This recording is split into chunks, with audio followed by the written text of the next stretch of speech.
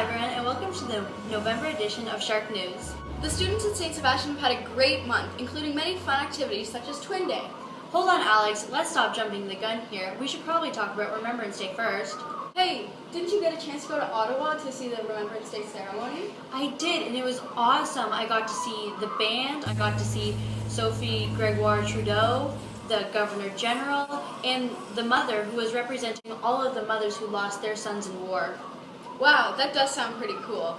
I also was very fortunate to lay my poppy on the tomb of the unknown soldier. I wasn't here, but did you guys at St. Sebastian, did you guys celebrate Remembrance Day as well? Yeah, we did. We did have a little celebration in the gym led by Mr. Lima's class, and it went really well. We had a moment of silence, Mr. Lima played his trumpet, and it was pretty good. Cool. Now let's check in with Mason with some information on our Twin Day. We decided to be twins together because we act like sisters and we're best friends. We really do act like sisters. We always mess around with each other, and we have mini fights, and we always get back together. November 24th was our Twin Day, our first Spirit Day at St. Sebastian. Students had to dress up as a friend and wear similar clothing. A $1 donation was encouraged for our veterans, being that it was November. The turnout from teachers was quite strong. I decided to be his twin because as the co-coach of the two school basketball teams, I thought, what better way to get ready for the basketball season than to have the two coaches twin up together. We decided to dress up like Miss Johnson. What do you think about that, Lauren? Good? Yes, I think so. I think we pulled it off. Yes, I think so too, and we love Miss Johnson. She's the best. Next Spirit Day, we're dressing up as one of these two. We encourage all Sharks to participate in upcoming Spirit Days. So that was our Twin Day. The total amount of money so far is raised for our veterans is $72.80. Way to go, Sharks. That's amazing. That was awesome. It looked like a lot of fun. Now let's go to Julia, who got to interview Miss Barrett and her special friend. What do you do at our school? So I am your school social worker. So I'm not sure if everybody knows what a social worker or what a school social worker does, but I come to schools and I meet with kids or I go to classrooms, and usually I kind of describe my job as a problem solver. So if a student's having a problem at home or at school that's really, really bothering them and they need to talk to someone about it, then they can come and talk to me about that problem, and then we try to find a solution to that problem. So yeah, so that's my work here. Tell us about your dog. What role does the dog play at the school? So my dog's name is Yuli, and she is a facility dog. So I don't know if you can see that on her coat here, but it says facility dog. And her coat says, please ask to pet me. So she's a little bit different than a service dog. Facility dogs, if their little crest here says, please ask to pet me, that means anybody can pet them. You just have to ask to pet her before you pet her in the hallways. And so her job is to be my helper. So we kind of work together, and so she stays calm and relaxed, and yeah, and that's right. She comforts the people that are meeting with me, and she helps them feel better. Yeah. When other students see Yuli in the hallways, what should they do? So when students see Yuli in the hallways, I would just ask that that you don't reach out and try to grab her right away. Just ask me first, say, may I pet Yuli? And if I'm not busy going somewhere, I'll have Yuli stop and sit down, and then you can pet her. Okay? How does Yuli react to people?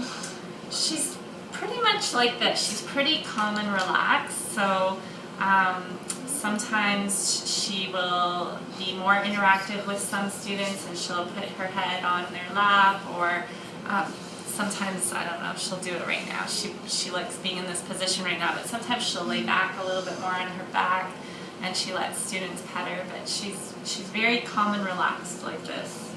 What motivates you in your line of work?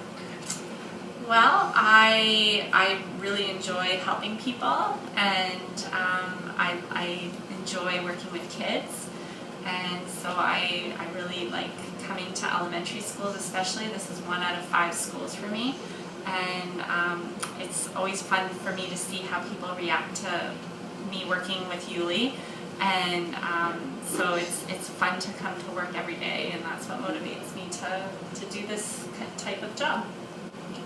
What do you hope to accomplish this year at St. Sebastian?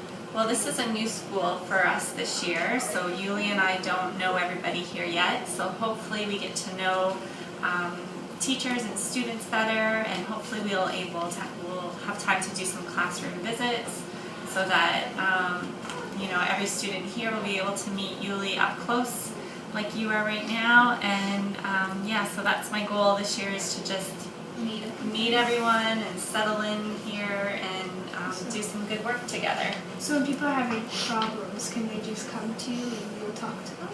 Well, first of all, I'm only here twice a month, so I'm not here very often. So I say always start with talking to your teacher or to the principal, Mrs. Sabalski, and try to solve the problems first with either your teacher or your parents or the principal.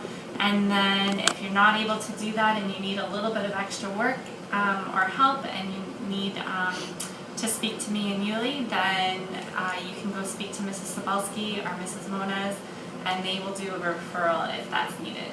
Okay. Thank you very much. Okay. That'll be all. Okay, thanks for interviewing us. Thanks, Julia. I really want to pet that dog. Anyway, over the past few months at St. Sebastian, we've had some guests from the Glen Cairn Community Center leading our students in a cooking class. Let's check in with Anissa to see that. Glen Cairn Community Center has been at St. Sebastian for the last 2 months. Students have been learning how to cook a variety of healthy meals. It's really fun to doing, and I just like eating the food and stuff. The favorite thing I made so far was probably when we got the roast chicken, and we had like little spices in it, and got to mix it out. That was really fun to make. I just find it's really fun, and it reminds me of when I was cooking with my family, and it brings back a lot of happy memories.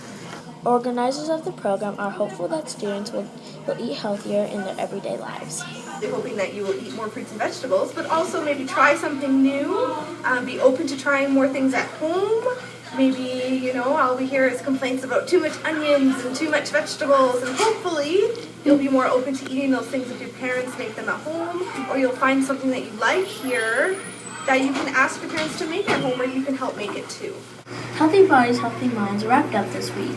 Participants each got a frying pan and a cookbook of everything that they've made. I'm Anissa, back to the desk. Thanks for tuning into this edition of Shark News. Our next broadcast won't be out till the new year. We can't wait to see you then. With Shark News, I'm Kira. And I'm Alex. Merry Christmas and Happy Holidays.